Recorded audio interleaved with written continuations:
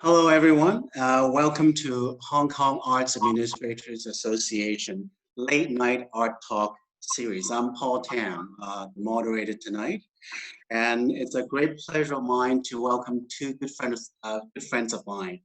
Over all the way across the Pacific is not the Atlantic, actually. Mary Lou, that's Atlantic. It's Mary Lou Aleskie, the director of Hopkins Center for the Arts at Dartmouth. And so she's sitting very comfortably in her den in her house in Hanover, New Hampshire. Is that correct? Mm-hmm. Yes. So, and I have another good friend of mine from Hong Kong, Tim Calnin. I think a lot of the audiences tonight already know Tim, and he's the director of Kwun Arts. And we used to be colleagues at the Hong Kong Philharmonic Orchestra. So we've known each other for a long, long time. Really, really a great pleasure to welcome both of them to our talk tonight. And before we go on, I just want to give a big thank you for the U.S. Consulate General, Hong Kong and Macau, for the great support. And also, before we start the conversation tonight, there are a couple of house rules we want our audiences to abide by. And so first of all, the participants, please remain audio and video off. It's because of the security issues. So have your audio and video off. And if you want to ask questions, please type in the chat box at the bottom of the screen or the Q&A box. So I think if everyone knows about the house rule, I think we can start. So welcome both of you, Mary Lou and Tim. How are you? Great, COVID fine. Yeah, all good here, thanks, Paul. Thank you very much for the invitation. And you're looking really comfortable with your up light in your apartment. Tim. Yeah, well, the great thing about, perhaps one of the best things that have come out of this whole pandemic is that we know how to make ourselves look better on these calls. So very true. And this is my best position in my apartment. This lighting is perfect for my face. And so we all have our best position in our living rooms. Yeah. Okay, so I just want to find out, from both of you, how has COVID-19 affected you professionally and personally? Mm-hmm. Maybe Tim. Well, I mean, I think that personally, it's I'm living in a rural community. I'm a city girl, so I have been working from home in a beautiful area of the country, but surrounded by a rural community with cows and pastures. And I've been here working from home without travel since the middle of March. And I'm fortunate to have my daughter back home from college, and she's finishing her college year here from home. So we have 3 adults under one roof in a pasture, and that's been a surprise because we're used to having access to major cities very easily.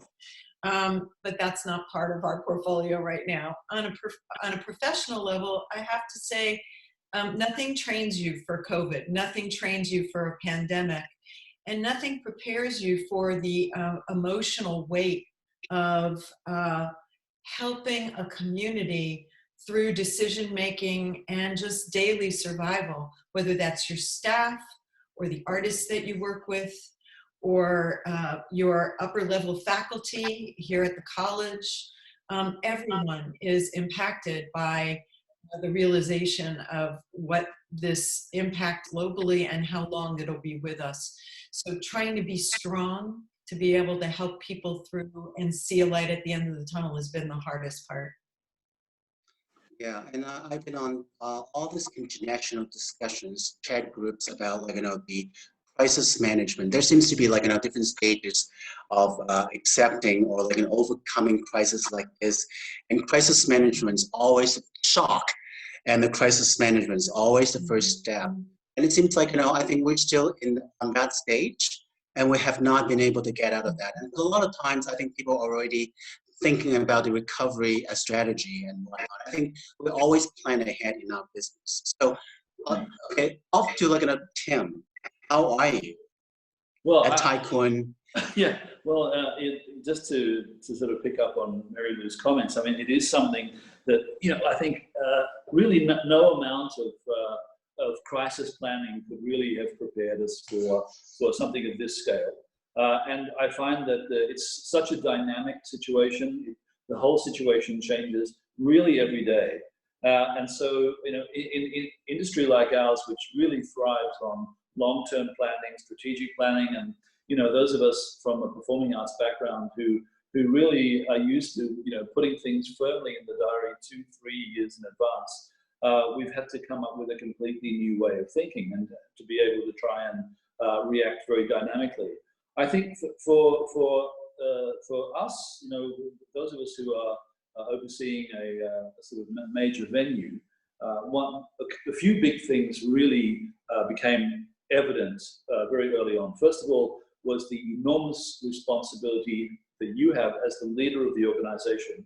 First of all, to your duty of care, both to your own colleagues and also to the public. And how that, it's an incredibly serious thing to suddenly contemplate.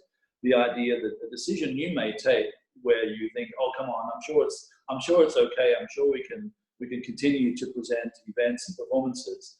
A decision like that can have a catastrophic effect. And you realize how you actually need to be the ultimate team player. And you've really got to take a step forward and take up a big responsibility and understand that decisions of that nature can have a huge community impact. So on the one hand, you become ultra conservative. On the other hand, of course, we're also desperate to be able to return to what motivated us all in the first place to become to work in this field, and that is to be able to bring great experiences to people. And you're more aware than ever of the value of those experiences at a time when they're so unavailable. And so we're battling with our own impatience and anxiety and our enthusiasm and our frustration. And I find that in my role, I'm constantly needing to try and calm people down and get them to slow down in their enthusiasm to get back on, get things back on track and start presenting shows and presenting events and exhibitions, etc. So it has been, I think, a real kind of a very fast growing up experience when you're suddenly dealing with something of this level of seriousness. That to me I have found fascinating, daunting, but ultimately I think very rewarding when you start, we were just talking online earlier. I think we in Hong Kong now feel that we're in a very fortunate position that because the whole city has rallied together, we're really in a great spot in comparison to a lot of other places around the world. And I think we should all feel extremely proud of that achievement. Yeah, and so how are you coping with it personally? Well, I've tried to limit the martinis to one a week, but it is really hard. So no, I was going to coax you out of that question, that answer. And so I must say that on a personal level, it's surprising. I feel myself,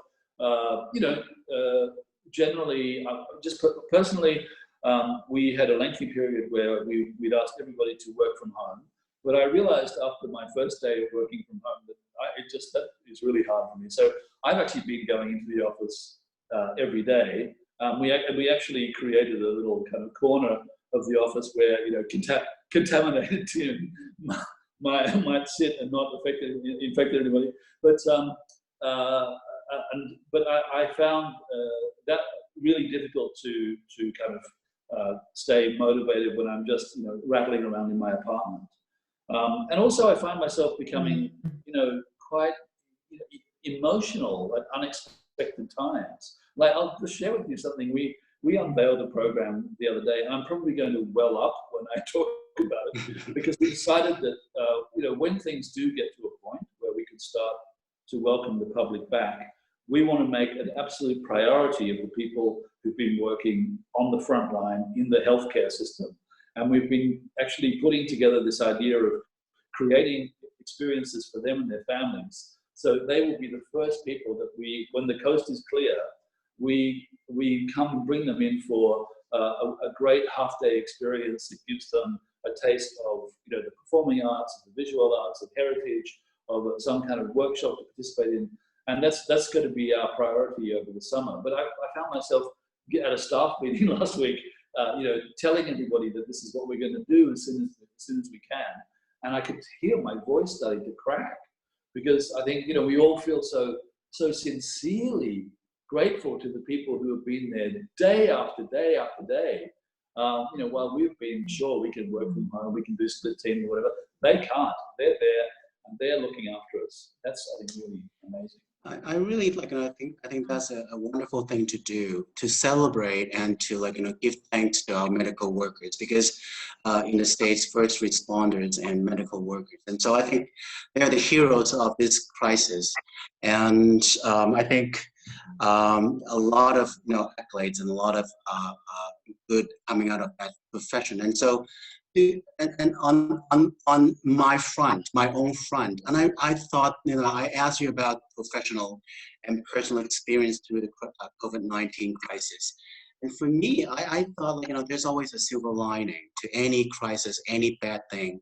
And for me, like, you know, to work from home and to stay home, no one goes out anymore. So, like, you know, on the weekend, you stay home and you spend more time. And so what I've been doing is listening to my to music, classical music. And I've been super busy for the last couple of years. And so I have not listened to a lot of new kinds of music to me. So the last couple of days, I've been listening to humble piano concertos.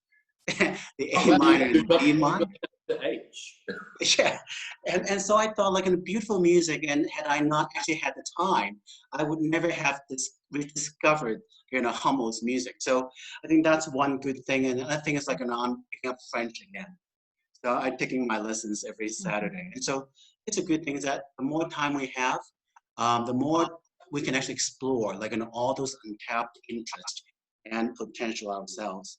And in terms of, like, you know, work, for the last couple of months, I maybe Marilee didn't know, but, like, you know, Tim knew, like, you know, I started a new job at the West Kowloon about 2 months ago.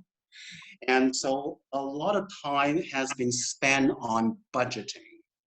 And so with this COVID-19, budgeting has become impossible for the current fiscal year and the 2 consequent years. And so, like, you know, when do you start to budget for the comeback programs?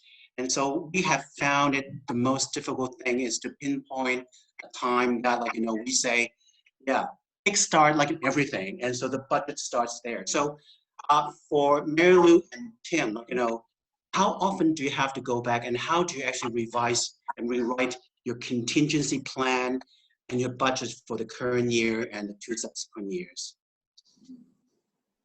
Maybe Marilee. So we're experiencing scenario fatigue. We have modeled and remodeled and you know, saved every model. And ultimately, what we realized was that only time would give us the indication of what way forward makes sense. So we're fortunate in that we are part of a university system. And so there are parameters that are set by the university based on capacities within our spaces, and deadlines by which certain kinds of announcements that would indicate which scenario makes sense will happen. So right now we have a capacity scenario for our facilities that creating appropriate social distancing that make no sense at all from a business model perspective. So it is indicating to us that if we don't go above that threshold, we just will remain an online virtual stage until those thresholds are dropped. And we won't have any further information about those relaxed rules probably for another month. And what has been happening is every month we have an update. Right. So rather than just playing the scenarios over and over again, we have a framework and we just plug in what the monthly situation indicates.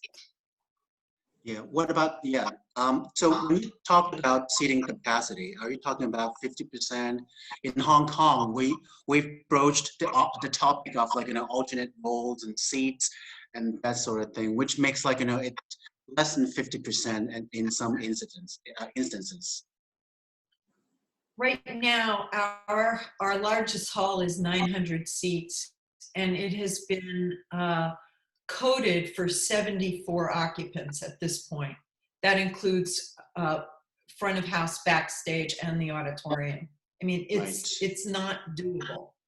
Yeah. So we know that as time goes on, that will change. But at this point, there isn't a business model that allows for operation based on that number. Not just like audiences, but also like backstage technicians and actors. If we go by in Hong Kong, we have the restriction of a party of 8, and so like for orchestras for like theatrical productions, it's just impossible like to have our actors and musicians all socially distanced and like let alone backstage. So that presents like a really almost impossible scenario for venue presenters like us.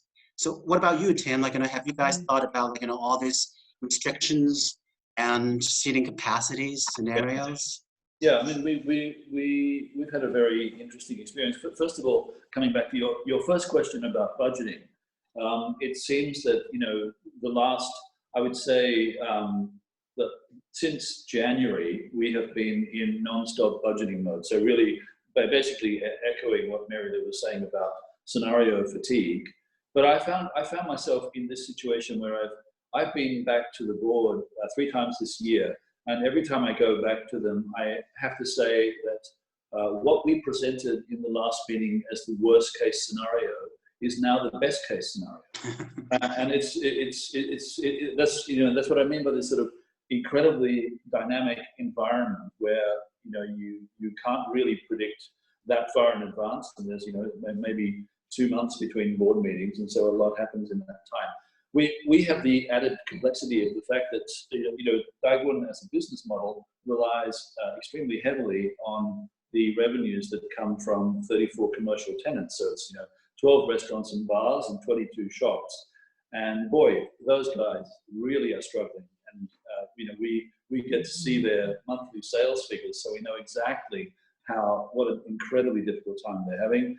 And that's a huge part of what we're looking at now. Of course, we're in the extremely fortunate position of having the backing of the Hong Kong Jockey Club, and when we went to the Jockey Club to say that we wanted to be able to start supporting our tenants actually back, I don't know if anybody remembers pre-COVID, but there was this thing called the civil unrest movement in Hong Kong that also caused enormous disruption to everything.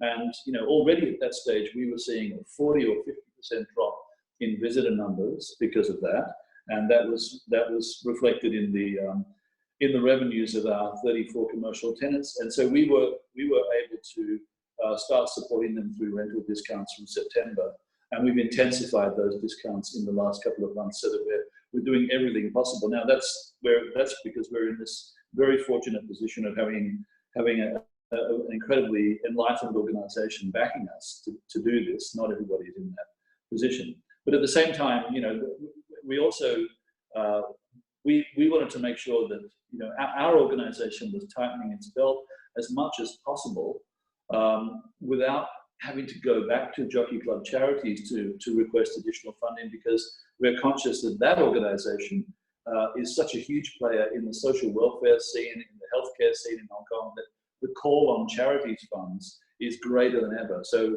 we've been trying to, as far as possible, absorb the impact of the rental support packages to our tenants by really, really tightening our entire operation. And of course, you know, in the last few months, we haven't been spending much on programs because we haven't been able to present anything. But we're basically made for the next financial year's budget, which is July to June. We've made like a whole lot of contingency plans, and like you were saying before, that there have to be certain deadlines when you trigger those contingency plans, and that I think is probably the hardest thing to really think through and map out. Okay, you know, if we're in this position by this date, we can or can't do this. It's a whole series of, it's a bit like, you know, railway tracks where there's a change in track, and you have to be ready to anticipate it based on the best available information at the time. Yeah, so for Mary Lou's information, for Kwun and West Kowloon, some of our incomes come from, like, you know, restaurants and bars and retail, and that goes out the door, like, you know, when the COVID-19 crisis hit us. And so since, like, you know, the venues are locked down, and so there's no box office incomes and no productions and no, like, you know, activities, so very limited activities. Sponsorship and donations also, like, you know, completely depressed. And so, like, you know, it presents a really very tenuous kind of, like, you know, financial situation for arts and culture operators and venue operators.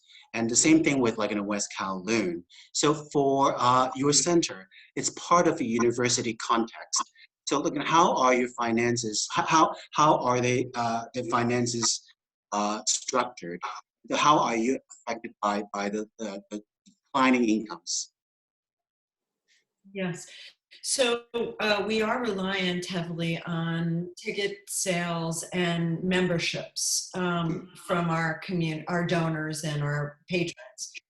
We were very fortunate that when we had to cancel and postpone events, we went back to our patrons, and 92% of them either left their ticket revenue and memberships on account with us or donated them flat out, because they believed in a future that they wanted to participate in with us. Now, that was at the end of March, and they are you know, still waiting, and we are providing for them access to a digital stage.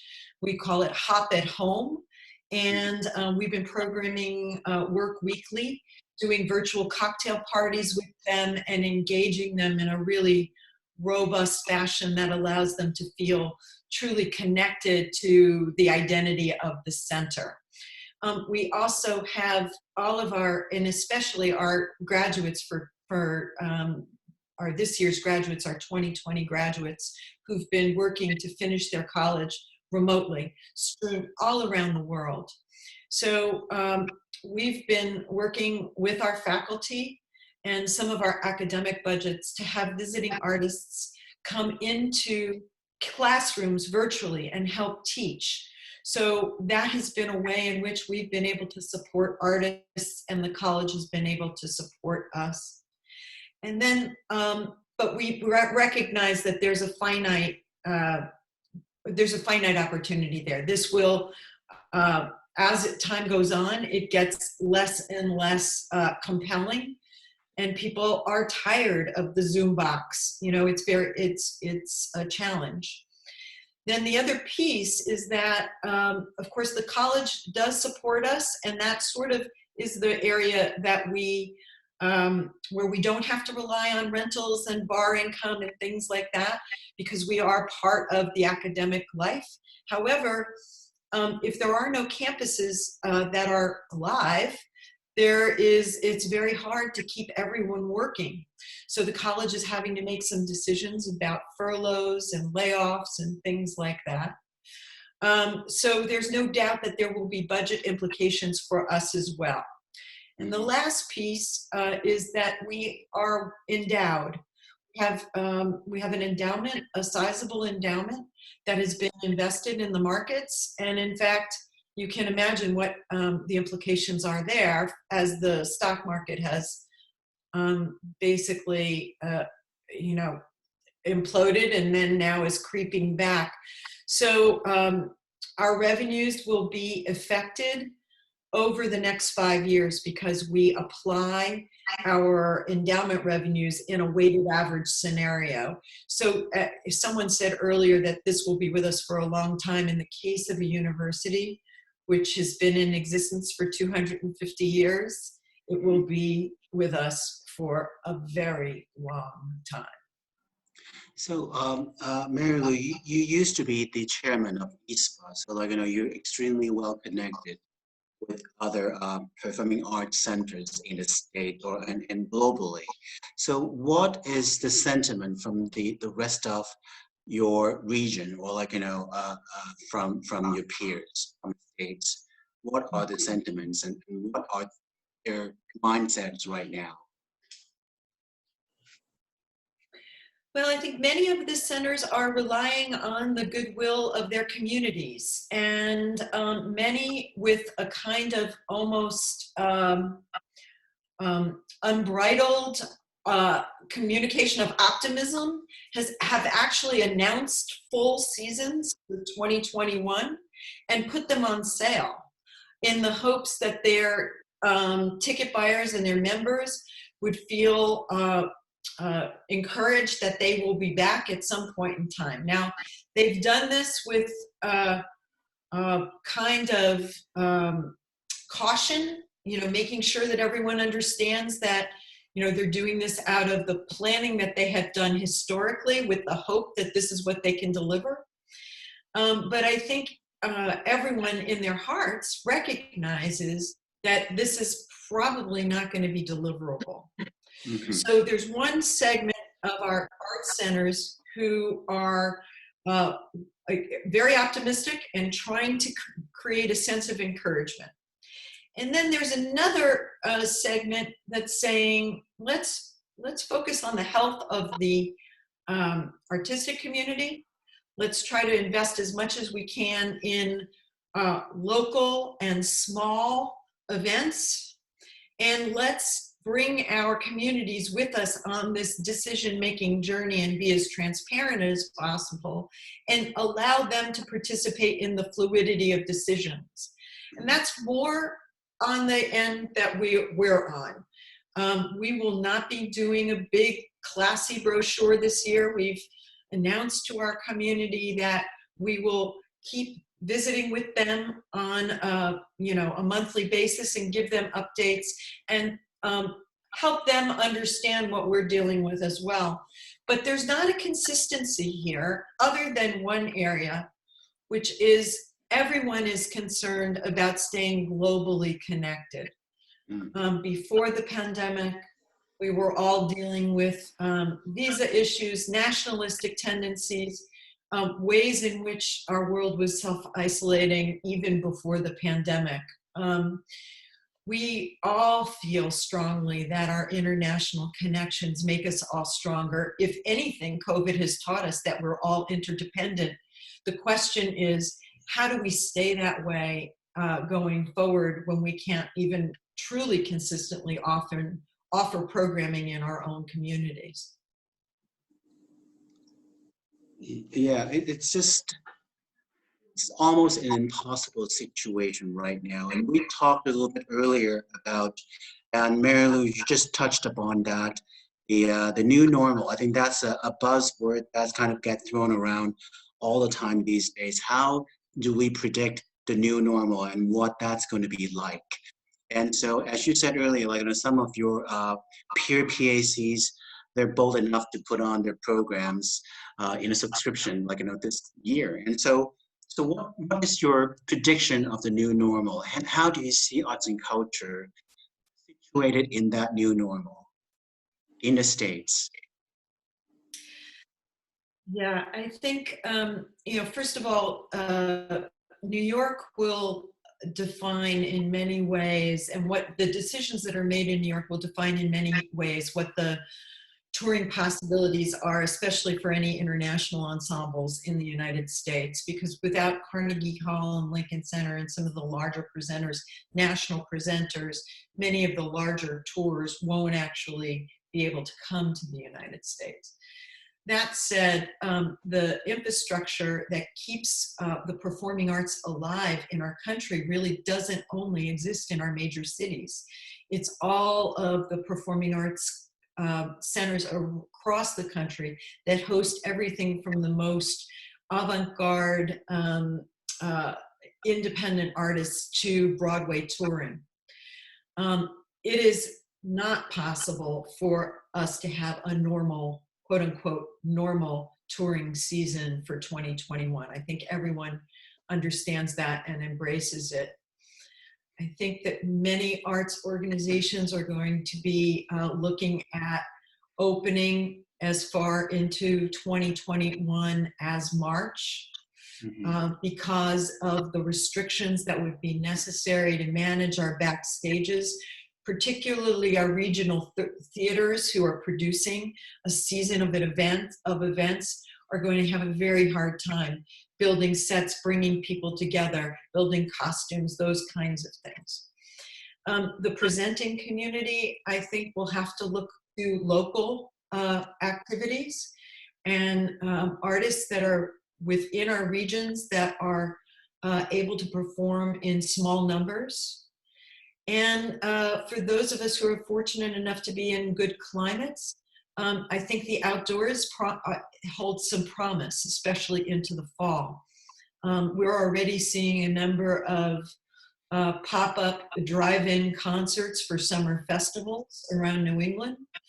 And we're going to learn whether people are willing to come into out of their houses and into a general meeting place when they will be required to wear masks, stay distanced, and possibly even enjoy music through a mask, because many performers will also be masked. I think the largest entities that will have challenges are large choirs, singers, and wind players, honestly, because while the numbers are daunting, the way that we project our breath is also quite limiting. And our older infrastructure doesn't have the air systems to be able to process that fast enough for us to all stay safe indoors. And that will happen until there's a vaccine. Right. So what about you, Tim? What do you think? In Hong Kong or in Australia, where you came from, do you actually have any ideas about the new normal? Well, I think the first thing I wanted to mention was Mary Lou, I'm just so knocked out by the 92% of your support base that has rallied behind you. I think that's an enormous tribute to what you guys have been doing, to the way you have such sort of value in the community. I think that's something that we would all aspire to be able to have the confidence that our actual communities are ready to be so generous and so supportive. I found that inspiring. Just from the point of view of what the new normal, I don't know. I think there'll be an interim normal, and I think there's one thing that, for example, the incredible unavailability of international travel, which is that's a major issue for many presenters. But if we, of course, there's a silver lining to this, because the way we're looking at our very, very gradual phased reopening is that our number one priority when we're able to actually start doing stuff is to do stuff with local performers, local creative people, and that circle of technicians and supporting staff who would normally, derive virtually all of their livelihoods from the cultural activity in town, and whose livelihoods have just, completely dried up. So, in the absence of international touring, there's a fantastic opportunity and a need and a desire to really make the platform available to the local art scene. And I think that could really cause us all to refresh our thinking. And it's a timely opportunity to try and identify the people whose livelihoods have evaporated in the last 3 or 4 months. and who we can meaningfully engage with, provide the opportunity to develop work, present work, and really kind of give them a fresh start. I think that's probably the best outcome that we could look for in the short term.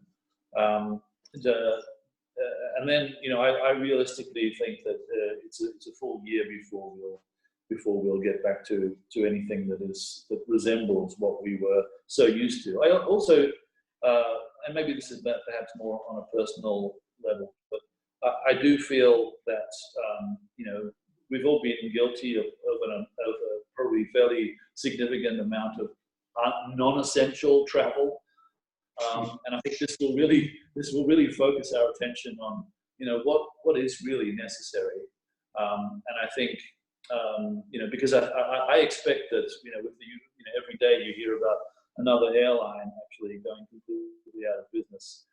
So once there is the availability of international travel, it's sure to be at a significantly higher cost, and so maybe we should just appreciate that a little bit more, and be much more selective in our own travel, and perhaps more selective in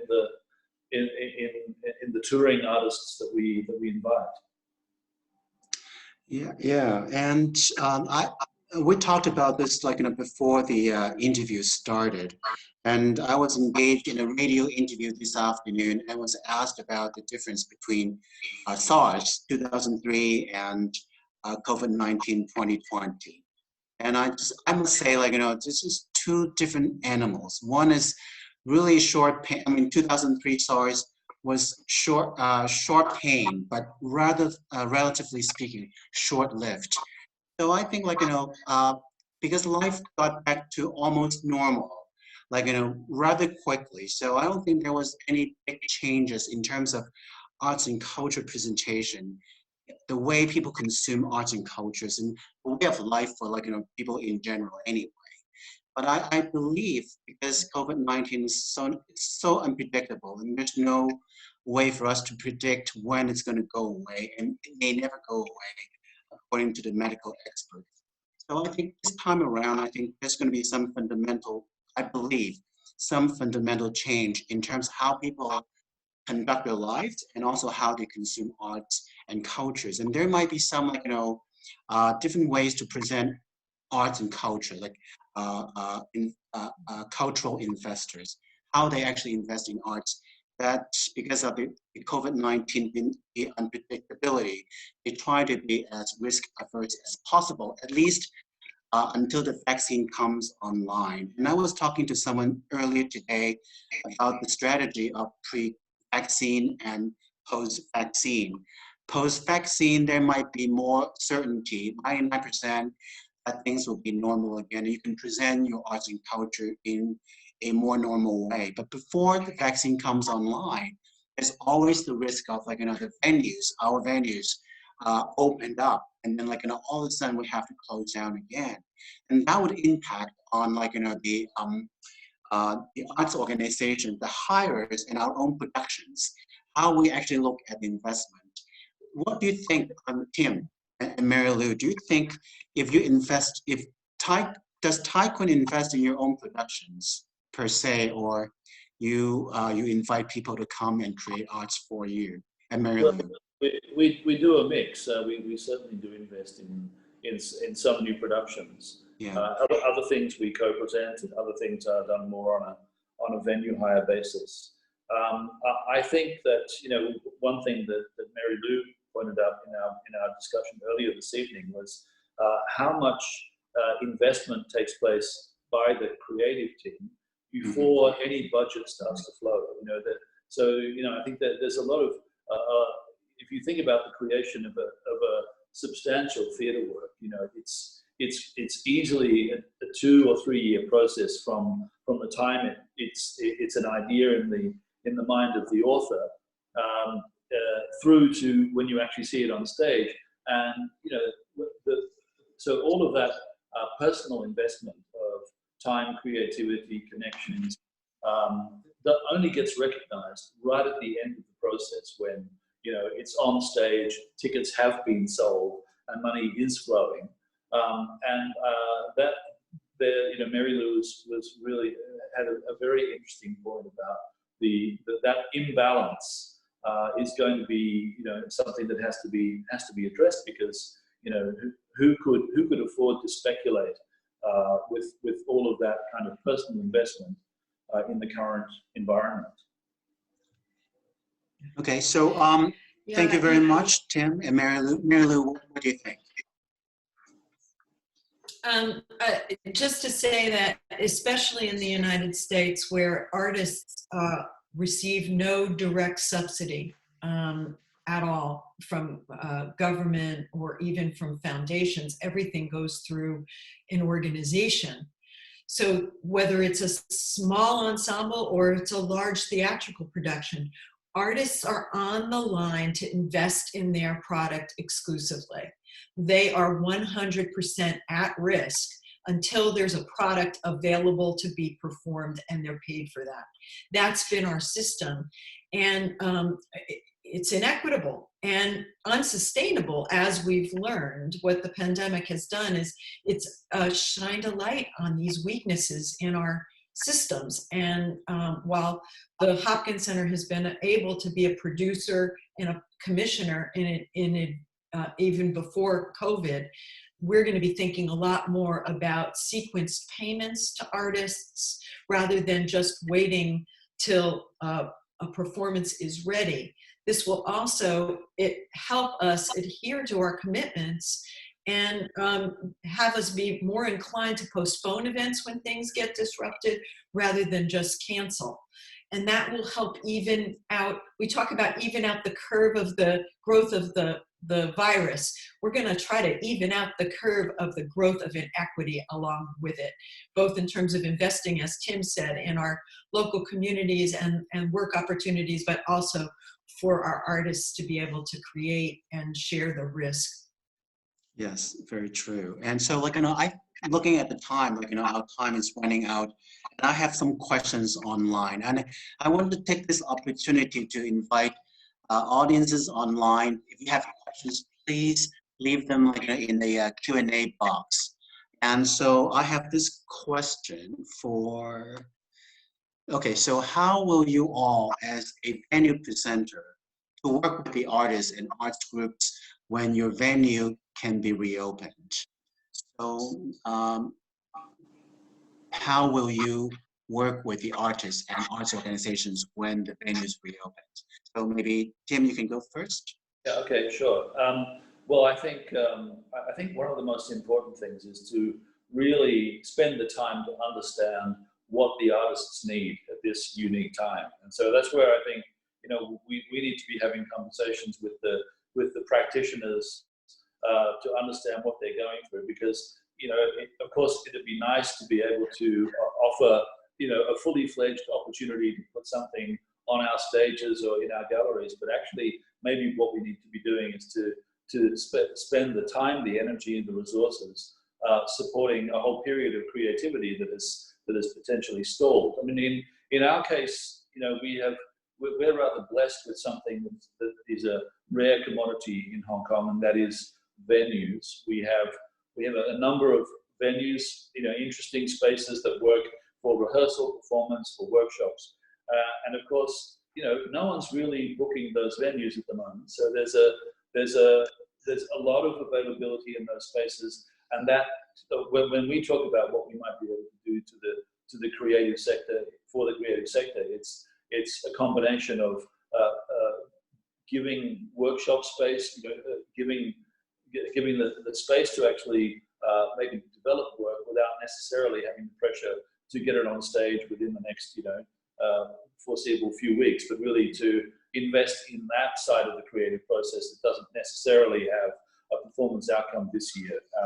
That's I think something that we can certainly do, but I think what we need to do is actually really get out there and hear what the sector needs. Yeah. What about you, Marilyn? Well, we've been in conversation with the artists that have been part of our extended family, and not just the artists, but the artists and their managers, because you have to remember that the managers are also suffering because there are no fees coming in. So trying to balance, their needs as well. And then in addition to the idea of offering space, we're offering digital space and a technical team that's helping artists to figure out how to perform live better online. So we've done some live streaming concerts where our technicians are behind the scenes helping artists deal with latency issues, trying to figure out how to perform better, how to be able to use interactive platforms alongside of these performances. And hopefully we can advance the idea of what digital performance looks like, because ultimately I don't think it'll go away. It will always be a supplement to what we do live for those who may not be willing to or may not be able to leave their homes. So, I have another question maybe for Mary Lou, and I think that's a timely question and so what would you or your organization do to build up audiences' confidence to go back to theater again, provided that the pandemic may go on for a long period of time? So how to build the audience psychology back up to the level that it will actually enter into a dark room with thousands of other people? Yeah, that's the hardest question that we all face. And there is no clear path or knowledge yet. It will only come through experimentation.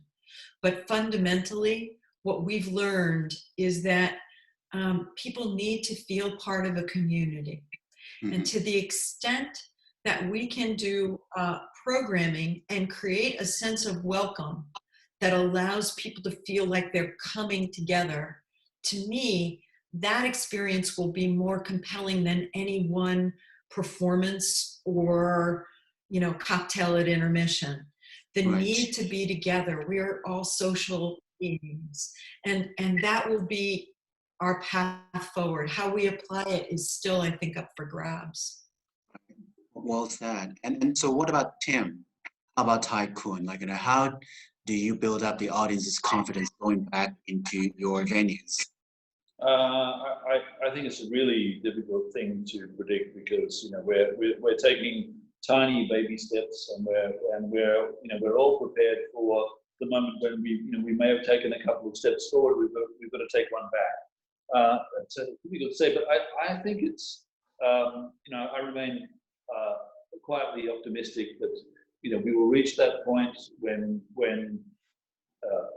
whatever that point is, when a city is confident that it has the pandemic under control and can start to relax. But actually, to me, one of the most intriguing challenges of this current situation is what kind of programming should we be offering the community? We always talk about the enriching, the soothing, healing power of art. So how do we really turn that into a reality? And what can we really put on that is very, very much targeted to address the current, the zeitgeist, the current feeling in the community, and what role can we play to rebuild the communities and also to provide people with a kind of spiritually enriching, soothing, and uplifting experience. That to me, I think is I've been thinking about this a lot lately. Thinking, well, we're all in a position where we could create a season of work that really captures the need for recovery, for healing, for rebuilding, rebirth, and reawakening. To me, that's a kind of rather inspiring idea. And if in the end we're only able to present it to a very limited audience, well, so be it. I still think it's something that would be highly valued if we do it in a brilliant and thoughtful and very sensitive way. So there's another question, I think, for all three of us. And so the question was do you actually have a set reopening schedule? Mary Lou, does your center actually have like a fixed reopening date, or it's still like up in the air right now? Not yet. We will know the next benchmark for us will be the end of June, when the college will make a decision about how many students will actually be allowed back into the community to come to campus. So it's very hard for us to think about what our opening would be until that happens. My guess is that the fall will look very, very spotty with some local activity, but that really true opening won't be considered until January. January next year. That's a long stretch, unfortunately. What are you, Tim? We're about to reopen our galleries on Monday. So the galleries have been closed basically since the weekend of Chinese New Year. And actually, we've been in a situation that this is something I've never seen before, where originally the exhibition that's actually going to open next Monday it's a collection of artworks that have come from the National Museum of Osaka and the Singapore Art Gallery, and the works had arrived in Hong Kong in time for a February 14 opening. But at that stage, say 2 or 3 weeks before the due opening date of the exhibition, none of the curatorial or conservator staff from either of those institutions was able to travel. So we stalled the exhibition. It was originally booked in for a 10-week exhibition period, and the artworks were due back in their lending institutions, in order to go back into the museums and be on view potentially. So we were in this position where, when you're mounting an exhibition, most of the cost is right up front, and all of the expenditure had actually been incurred, and the artworks were sitting there in our storage facility underneath the galleries in crates, unable to be installed for weeks and weeks and weeks. And we were facing this reality where we would just have to put it back and send it back to the home institutions without ever having revealed the exhibition to the public. Now, fortunately, because everybody else in the world was in the same position, all of the two major institutions from which we were borrowing the artworks have delayed all of their subsequent exhibitions. So in fact, we're finally able to open this exhibition on Monday, but we'll be doing it in a very reduced way. So our galleries have a capacity, they're licensed for 500 visitors at any one time, and we'll be opening the galleries with a capacity limit of 120.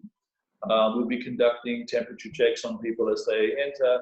People will be required to wear a face mask while they're in the venue, and also we've introduced additional sanitation and all sorts of other measures, which really are in line with what government venues are doing around town. So we're just taking this first initial step, and we're not opening our auditorium yet. So we have a 200-seat.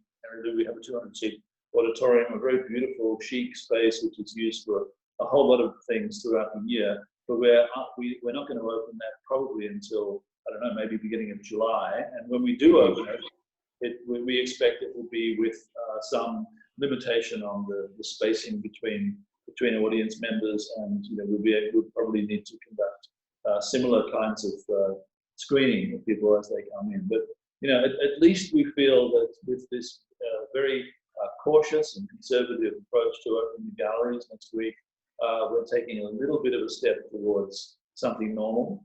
But everybody is aware that we need to be ready to react if suddenly there is a need for us to step back from that and reduce our operations. We know that that's a possibility. Thank you, Tim. I have an interesting question from Alice Mong for Mary Lou. How do you monetize online performance, Mary Lou? Yeah. Hi, Alice. Good to hear from you. We have not monetized the online performance as of yet. Right now, we're using it as a promotion for membership. So some of the more guarded events that we're doing, the members' cocktail parties, we're reminding our members that their membership renewal allows them to be part of that community. As we continue to develop product that's more distinctive, that's successful, we are investigating a paywall and trying to translate that into an actual payment system where you can make an online ticket purchase and participate in an exclusive event. We are thinking also that when we go back to performances that we will be simulcasting, and we'll be asking for our artists who'll be performing in our halls to allow us to sell simulcast performances off of our digital channel. All of it untested, but that's the plan. So maybe one more question for you, Mary Lou, from Anna Rob. We expect to be downsizing the budgets of the shows when you come back, like choosing smaller shows, less risk. Mm-hmm. I don't know if less risk is necessarily the guiding principle, because in this climate, you almost can't leave your house without some level of risk. So the point is that everything that we do is going to have some amount of risk. But smaller shows are going to be necessary just based on the restrictions and the safety levels. We had been planning a large production of Britain's War Requiem this year, which would have required three choruses and 210 people. That is still in our dreams, but we won't get anywhere near that scale for some time, and I think probably for at least a year once we are on the other side of the vaccine. Right. Okay. Time's really running out. I have time for more. Yes, Tim. Mary Lou, I can sense a performance of Rossini's Petite Messe Solennelle replacing. Okay, so I have one question for Tim from anonymous attendee. And question for Tim: as the hit of COVID-19, many small size arts groups are under a big financial pressure. Would you, as one of the biggest venues in Hong Kong, likely to run some subsidy scheme to those groups of people in need? Do you think this can be a way to help more audiences to come back to visit Kwun in a positive way? What do you think? Yeah. Well, I think, as I mentioned before, that's something that we really are prioritizing in our.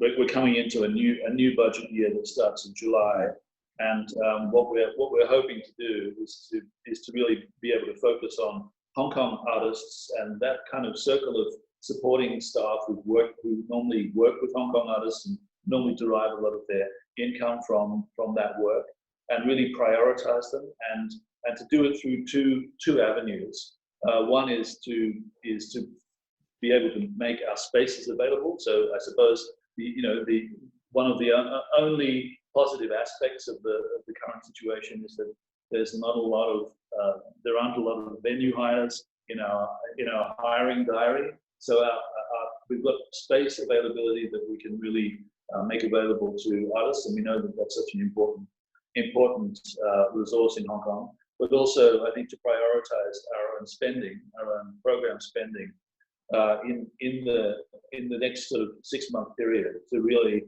identify the artists who really had a tough time in the last 3 or 4 months, and to see what we can do to provide meaningful support. And as I mentioned earlier, it's not about necessarily getting the work up to performance standard. It's we'd be happy to support what you might call a sort of R&D period to enable that the development and evolution of work that might eventually hit our stages or hit our gallery walls in the future. But I think we're ready to take a very flexible view and to really understand what the artists themselves really need to be able to get back on their feet. Yeah, and so for West Kowloon, maybe I'll do some self-explanation from West Kowloon. Is that we see September. One question was asked about reopening schedule, and so for West Kowloon, we try to think of September, fall, the start of the fall, as a time that like, people, when the virus actually calms down a bit, and like time for us to come back in a gradual, but like in a increasing way. And so we have 4 festivals lined up for West Kowloon Cultural District from September to November, and 2 out of 4 will be outdoors festivals. So I think it's important that like people come back to the arts and culture in a way that they feel safer and they feel more like accommodating. And so having the outdoor space, the West Kowloon has a really great expanses of green lawns, and that would be a way to actually invite people back into culture in a gradual way. And so slowly, like when things are really calmer, and then they can actually go from outdoors into indoors. I think that's our strategy thus far. And so I think time's really running out very fast, and just like it's just not in time to talk to Tim and Mary Lou, and hopefully like we'll have more time in the future to talk about happier topics. But like with COVID-19, all our venues are closed and have been so for the last 3 to 4 months, and this is totally unprecedented and presents a huge and somber challenge for everyone in our business, and from major flagships to venue operators like us, and particularly small to medium-sized arts organizations, independent artists, and arts practitioners and freelancers. And we in the performing arts, live arts, feel the pain even more acutely.